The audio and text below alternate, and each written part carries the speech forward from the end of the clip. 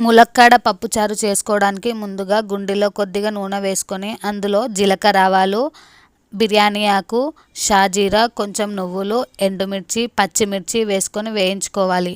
ఆ తర్వాత కొంచెం కరివేపాకు, కట్ చేసుకున్న ఉల్లిపాయ ముక్కలు, టమాటా ముక్కలు వేసి వేయించుకోవాలి.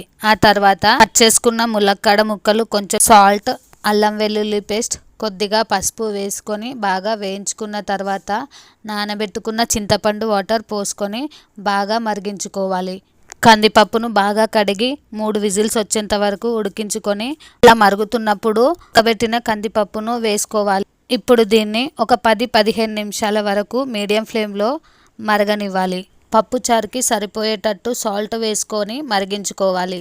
పప్పుచారు మరిగిన తర్వాత స్టవ్ ఆఫ్ చేసి ఇందులో కొంచెం సాంబార్ మసాలా, కొద్దిగా కొత్తిమీర వేసుకుంటే సరిపోతుంది. అంతే, వేడి వేడి ములక్కాయ పప్పుచారు రెడీ.